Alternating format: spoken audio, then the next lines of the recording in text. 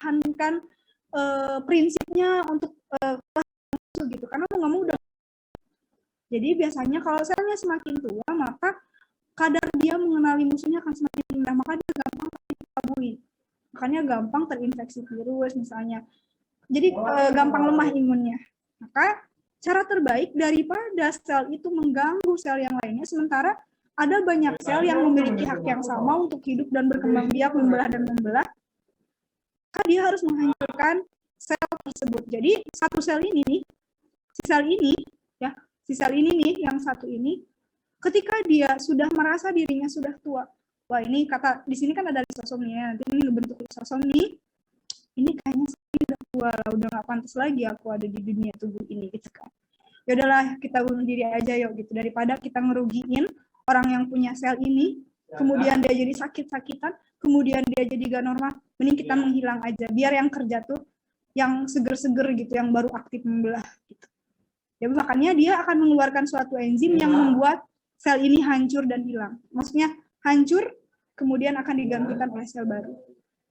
Ya, bukan berarti bunuh diri itu diperbolehkan, tapi dalam hal ini bunuh diri yang sudah diatur oleh Allah, gimana caranya untuk kebaikan diri kita secara utuh. Gitu. Atau saja bilang si sel si lisosom ini dia sebagai dia sebagai army. Lisosom ini adalah army-nya sel. Army itu apa? Bukan army fanbase-nya BTS ya. Army itu apa? Tentara ya.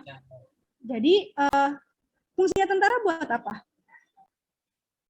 Melindungi pertahanan ya. Kayak tentara di negara kita nih, ada tentara angkatan laut, tentara angkatan darat, tentara angkatan udara. Mereka fungsinya apa? Buat melindungi rakyat Indonesia. Terus selain itu buat apa? Mempertahankan kedaulatan wilayahnya. Tidak boleh ada musuh yang datang dari negara manapun yang mengganggu ketentraman dan ketahanan negara ini gitu. Sama kayak lisosom. Lisosom ini army yang akan mengenali musuh yang tidak boleh masuk ke dalam sel seandainya dia tujuannya jahat gitu. Ya, jadi sebagai army-nya. Dia bisa bertindak sebagai TNI AU, AD dan segala macam si army ini lengkap si lisosom ini gitu. Dia bisa nanti mengenali bakteri, bisa mengenali virus, bisa mengenali zat berbahaya. Tadi kalau seperti itu udah ada nih, ada yang maksa masuk nih padahal udah dijaga, maka tadi terpaksa dia mengeluarkan enzim kemudian mencerna dan menghancurkan musuh tersebut. Gitu. Ya, jadi lengkap, ada army-nya juga. Ini anggap si sel ini adalah sebuah negara ya. Jadi ada army-nya, ada presidennya, ada kurirnya. Pokoknya lengkap gitu. Menjalankan fungsinya masing-masing. Gitu ya. Jadi lisosom akan bunuh diri bersama sel semuanya, organ selnya untuk untuk digantikan dengan sel yang baru.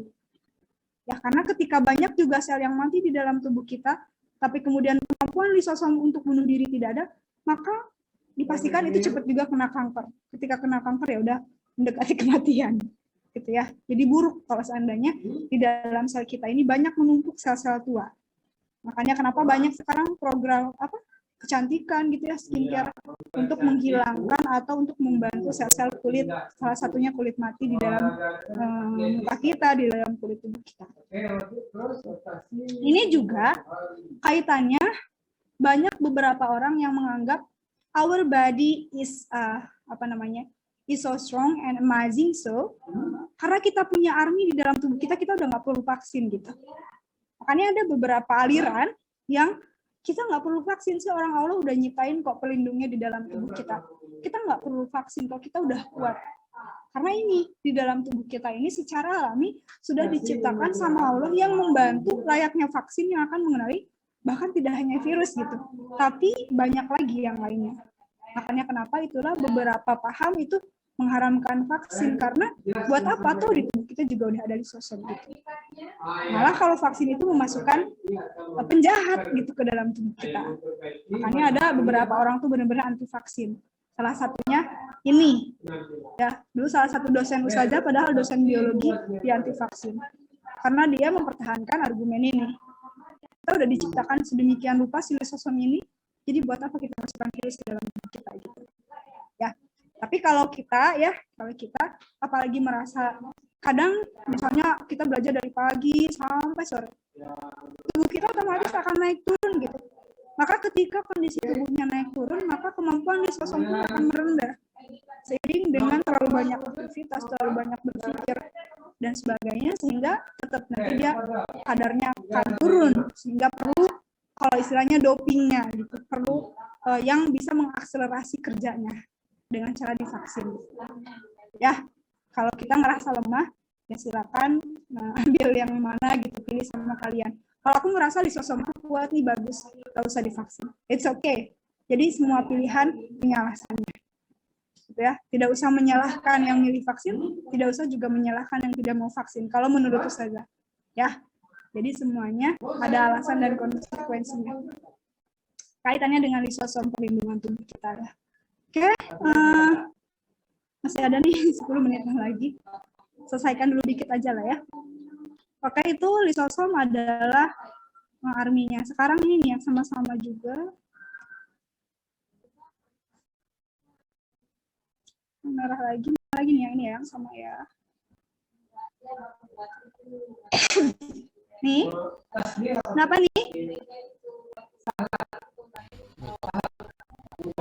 Oke, this is number. Karena di sini udah ada bagian dari 3, 4, 5, sudah posisi sebagai 6. Ya, walaupun yang 4, 5 ini bagian dari 3. Saya juga pengennya tuh istirahat aja ya. Tapi kita nggak akan selesai kalau seperti itu. Oke, nah sekarang sudah tulis di sini number 6. Dia sebagai mitokondria. Nah, di sini ya sudah tulisnya ya. Mitokondria. Oke, yang kalian tahu fungsinya buat apa? Menghasilkan energi. Creating atau producing energi. Energinya berupa apa? ATP. Ya, jadi ini ada kaitannya adalah dengan produksi ATP atau kita sebut sebagai energi.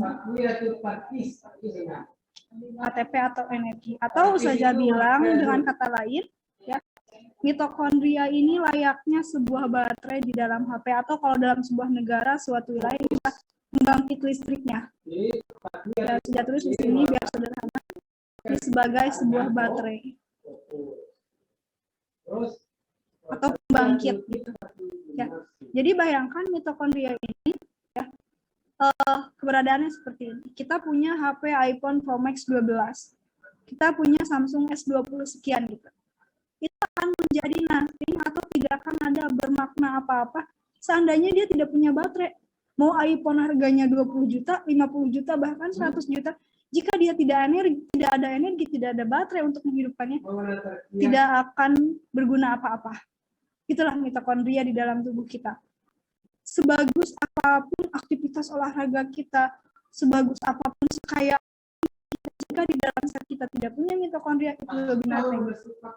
Ya, tidak ada energi. Fungsinya energi buat apa? Kalau dalam hadis itu Menjalankan hidup. Ya. Betul, ini untuk menjalankan hidup kata Hafiz. Sudah tulis kata Hafiz. Menjalankan hidup atau menjalankan aktivitas. Aktivitas kita tuh ngapain aja nih? Kayak sekarang kita belajar walaupun udah lelah. Kayak kita thinking too hard. Kayak kita juga berjalan dari rumah kemana. Pokoknya semua aktivitas kita, bahkan ketika kita membaca itu, kita perlu energi. Pernah nggak kalian ngerasa kalau lagi lapar gitu, nggak bisa mikir? Ya, selalu ya, kalau saya selalu ya. Kalau saya kalau lagi lapar boro-boro bisa konsentrasi, yang ada perut sakit. Ya, seperti itulah kurang lebih. Jadi every aktivitas yang kita lakukan itu memerlukan energi. Ya sudah tulis di sini. Ya, ini untuk aktivitas hidup atau menjalani hidup, katakan. Aktivitas hidup. Oke. Ya. Kira-kira ya, kan mau kita berjalan, mau kita bahkan cuma duduk aja tuh kita perlu energi loh. Kita kalau nggak ada energi, duduk aja itu nggak sanggup. Makanya kita mungkin hanya bisa terlentang. Bahkan berkedip pun kita perlu energi loh. Makanya orang yang mati ya kalau nggak ditutup kayak gini aja. Kalau udah nutup ya nggak bisa ngebuka. Tangan kita bergerak seperti ini perlu energi. Ya, jadi no matter what aktivitasnya sekecil sebesar apapun perlu energi, perlu baterai. Jadi sekaya apapun tidak akan pernah berguna kalau kita tidak makan gitu. Harta itu jadi cuman beli emas, beli apa, kita lupa makan, lupa kesehatan, itu lebih nasib. Senjatanya sekarang energinya sumbernya dari mana ini? Dari mana nih energinya? Kita dapat. Ya, salah satunya adalah dari nutrisi yang bukan salah satunya memang ya, dari nutrisi yang kita makan sumbernya.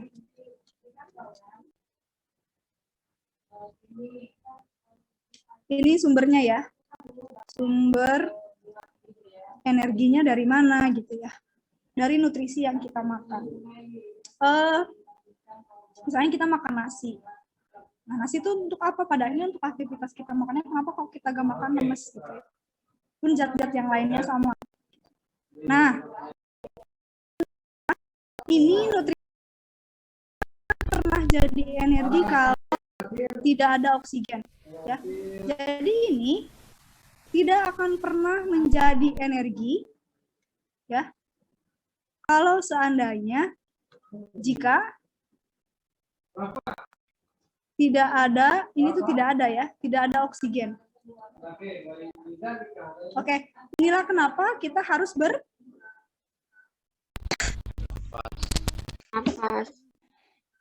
Ya, tuh sekarang masih ada batuk-batuk lagi. Ya, jadi kenapa kita perlu bernafas? Kita perlu oksigen. Kalau ditanya buat apa sih oksigen itu? Untuk hidup. Iya, untuk hidup. Tapi untuk bagian mananya kenapa oksigen ini mempengaruhi hidup? Karena si oksigen ini ya, si oksigen ini karena oksigen ini digunakan untuk memecah si nutrisi jadi energi. Ini fungsinya di dalam tubuh kita ini adalah untuk membantu proses memecah nutrisi. Sehingga terbentuklah energi. Gitu. Inilah yang disebut kondisinya adalah aerob. Atau pemecahan nutrisi di dalam tubuh kita memerlukan oksigen. Ya, jadi ketika kita banyak makan, kalau kita nggak bernapas, kira-kira hidup nggak? Enggak ya, karena kalau kita sesak aja sesekali, berarti akan kurang oksigen di dalam tubuh kita. Maka mitokondria akan berkurang juga potensinya untuk memecah nutrisi itu jadi energi. Ketika energi akan berkurang, maka tubuh kita berkurang energinya. Ketika berkurang, maka imunnya jadi lemah. Ketika imunnya lemah, maka penyakit mudah datang. Jadi semuanya saling berhubungan. Sistem pernafasan yang kita lakukan sehari-hari, sistem pencernaan juga yang kita lakukan sehari-hari. Di tingkat sel ini sangat detail, gitu ya. Jadi ini pada, kayak ini di mitokondria, ya. Jadi anggap sebagai baterainya. Ya, otot kita bergerak dan semuanya itu di dalam sel kita ada yang namanya mitokondria. Sel manapun di dalam tubuh. Ya, masih kuat? Masih Oke, ya. Jadi inilah kenapa nanti kalau belajar itu nanti ada kaitannya sama pencernaan, ada kaitannya. Karena ini pun nih, ngebahas mitokondria aja kita udah berbicara banyak hal. Di sini udah ada terlibat sistem pencernaan, udah terlibat sistem pernapasan gitu. Jadi kalau kita tidak bisa bernafas, maka tidak ada oksigen yang masuk. Ketika tidak ada oksigen yang masuk, tidak bisa nutrisi dipecah. Ketika nutrisi tidak bisa dipecah, maka tidak ada energi. Ketika tidak ada energi, maka tidak ada aktivitas. Kalau tidak ada aktivitas, shadaqallahu gitu. Itulah kenapa kita bernapas itu untuk hidup. Ya, oke. Next, apa lagi nih ya? Kita lihat lagi. Oke, sekarang jangan duduk ke sini, ini yang beda ya. Nanti organ yang berbeda di belakang. Mana lagi? Oke, vakuola ya. Sebenarnya vakuola ini ada yang beberapa jenis hewan yang punya, ada yang enggak gitu ya. Tapi nggak apa-apa, berarti sekarang udah masuk sini aja lah ya. Ini di sini kebetulan ada vakuola dua-duanya di gambar ini. Berarti 7 ya. Nih. Tapi sebenarnya beberapa hewan nggak, sel hewan nggak ada vakuolanya. Terus gini, saya mau sampaikan dulu di awal, takut lupa ada yang nanya tapi lupa juga atau sudah lupa menyampaikan. Sel di dalam tumbuhan itu relatif sama, bentuknya kayak kotak, terus kalau kita lihat itu kayak sarang serangga gitu ya, kalau kita amati di bawah mikroskop. Tapi kalau sel manusia itu macam-macam bentuknya. Ada sel darah gitu ya, yang bentuknya tuh kayak gini cekung, terus di tengah tuh ada kayak gini cekung gitu, terus ada sel saraf yang kayak gini-gini. Kayak gini-gini bentuknya gitu kan. Ya, terus ada yang bentuknya sel tulang misalnya nanti gini-gini nih. Jadi macam-macam. Ada nanti sel apalagi. Jadi ini cuman ilustrasi aja. Jadi berbagai bentuk sel ada di dalam tubuh kita itu macam-macam. Ya, tapi semuanya dipastikan punya organel ini. Baik sel saraf, kemudian sel-sel yang lain itu punya organel-organel ini, kecuali darah merah, dia tidak punya inti. Masih ada yang nanya kenapa? Nanti ya kita bahas. Jadi khasnya di darah merah kita itu, jadi luar biasa, kadang suka nggak ngerti kok sehebat itu gitu ya. Jadi sama Allah diciptain darah kita nggak punya inti. Ini bukan inti ya, maksudnya di sini tuh cekung gitu. Tapi darah kita ini nggak punya inti sel. Sel-sel yang lain punya. Tapi sel darah enggak, sel darah merah enggak punya inti. Kenapa ya nanti kita bahas. Di sistem peredaran sudah ada. Pokoknya Allah tuh keren banget lah.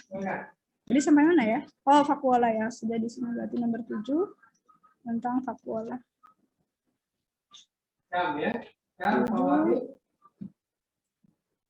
Di mana-mana ya tulisnya. Vakuola. Kayak yang kalian tahu vakuola ini buat apa? Ya, menyimpan cadangan makanan, terus buat apa lagi? Apa lagi? Oke, saja gini kasih ilustrasi. Jadi saja punya tanaman di depan rumah. Dia siang-siang tuh layu gitu. Terus saja sore-sorenya siram, jadi seger lagi. Nah, kira-kira itu tuh peran vakuola salah satunya. Apa tuh peran? Buat apa tuh? Kaitannya dengan apa tuh kayak gitu? Apa? Kayak udah capek Za. Kayak ya, biar cepet lah. Kayak jadi vakuola ini kalau kita kategorikan, ya pasti berarti yang ini. Ada 2 macam dilihat dari fungsinya ya. Ada 2 macam. Ya, ada vakuola kontraktil. Ada vakuola makanan. Atau minuman juga lah sama ya. Makanan atau penyimpanan. Baru di sini fungsinya. Fungsinya. Oke. Vakuola kontraktil itu kayak gini. Jadi kalau tadi itu kan atau saja tulis sebagai osmoregulator aja dulu. Osmoregulator. Ya. Jadi kalau tadi yang tanaman di depan rumah Ustazah, karena dia cuman hidupnya itu di dalam sebuah pot, maka kadar airnya itu ada dan tidak ada tergantung dari proses Ustazah nyiram gitu. Sementara kalau tanaman yang ada di alam itu akan tergantung pada kondisi air lingkungannya, kondisi tanah yang di mana dia berada. Ya, osmoregulator itu apa? Dari kata osmosis dan regulator itu pengaturan. Jadi pengaturan tekanan osmotik. Jadi nggak boleh tumbuhan itu terlalu kebanyakan air, nggak boleh kekurangan apa lagi. Secara umum, kira-kira kalau tumbuhan itu kelebihan air kayak gimana biasanya? Misalnya Ustazah nanam nih, ternyata airnya tuh sampai penuh banget. Kira-kira apa yang terjadi pada tumbuhan itu? membusuk ya. Jadi nanti kalau prosesnya dalam osmosis itu, dalam bioproses, itu namanya pecah. Nanti sel-selnya pecah, lisis, kemudian nanti busuk pada akhirnya. Kemudian kalau kekeringan, dia akan mengkerut, akan layu. Makanya supaya dia tuh bisa mengatasi lingkungannya yang ekstrim, banyak air misalnya juga bisa dikontrol ketika kekeringan, maka ada yang namanya osmoregulator, pengaturan tekanan osmotik tubuh sehingga tubuh tekanan keseimbangan cairannya tuh pas gitu, normal. Jadi itu yang diatur oleh vakuola. Ya, baru ini vakuola makanan, ini tentu penyimpan cadangan makanan tadi. Bisa juga tadi terkait dengan minum juga ya, atau cairan. Tapi cairan nanti akan terkait dengan minum juga. Ya, penyimpanan cadangan makanan. Kayak itu untuk vakuola. Dan itu kalau di tumbuhan adalah organel paling besar di antara yang lainnya. Kalau hewan itu mungkin di sini ada, selebihnya ada yang punya kecil, ada yang nggak ada. Ya. Oke, berikutnya adalah ini. Jadi vakuola ini saya kasih tanda hanya kecenderungan di T gitu ya, di tumbuhan. Kecenderungan ini di T. Kalau ini semuanya punya. Oke, sekarang kita masuk ke nomor 8 ya. Mitokondria ada. Kenapa? Kenapa? Oke, jadi kita masuk sekarang ke ini yang cuma dipunyai oleh tumbuhan juga. Ini apa nih? Nomor ya, oke, nomor 8 ya. Ya, sedikit lagi lah, ini terakhir ya. Kalau kalian udah matanya udah bengkak, energinya udah terkuras habis, tapi belum ada yang masuk nutrisinya ya kan, belum ada yang bisa dipecah lagi, energinya sisa-sisa. Ini adalah plastida. Yang ini kan dengan ini. Ya. Nah, kemudian di plastida ini ada banyak macam-macam warna yang berkaitan dengan warna daun tumbuhan, warna buah-buahan, warna sayuran ya. Jadi saja kasih ke bawah nih, salah. Kasih ke sini ya, ke bawah. Ini ada macamnya satu, ada kloroplas. Saja kasih. Ini gini. Berarti warnanya hijau. Terus ada hijau. Ada kromoplast.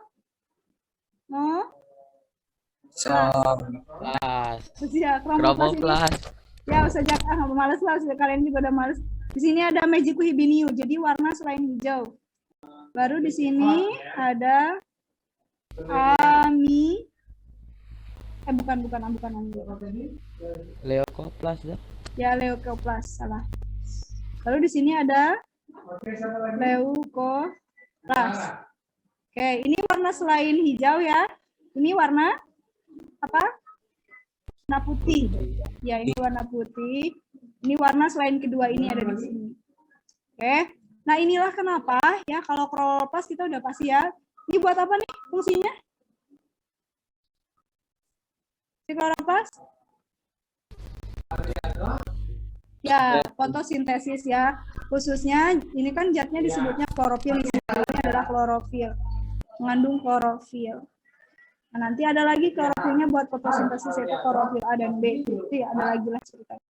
Nah, ini udah tahu ya, ini yang mengakibatkan berbagai tumbuhan itu warnanya hijau, terutama daun.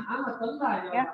Jadi kalau ada bagian tumbuhan yang warna hijau tapi selain daun, dipastikan bagian itu bisa melakukan fotosintesis walaupun bukan daun. Ya, tapi kebanyakan dia di daun. Ya. Baru kalau kromoplast ini, kalian tahu terang warna ungu? Tahu wortel? Tahu tomat? Tahu tomat? Mana tahu gitu kan, nggak tahu, tahu-tahunya tinggal makan aja ya kan. Nah, itu warnanya beda-beda nggak? Ya, beda-beda.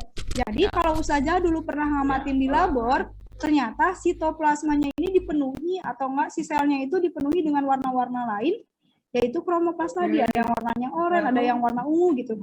Banyak gitu. Jadi sehingga menimbulkan ke permukaan si fenotipnya itu jadi warna ungu, warna merah dan sebagainya. Itu karena diakibatkan oleh yang warna namanya kloroplas. Bahkan ada daun yang warnanya merah, pernah ya, kayak di Korea gitu loh, yang cantik merah keorenan gitu. Betul, ada yang warna daun tuh ungu gitu kan. Nah itu karena ada warna lain. Oke lah, itu saja mungkin untuk hari ini, Allah.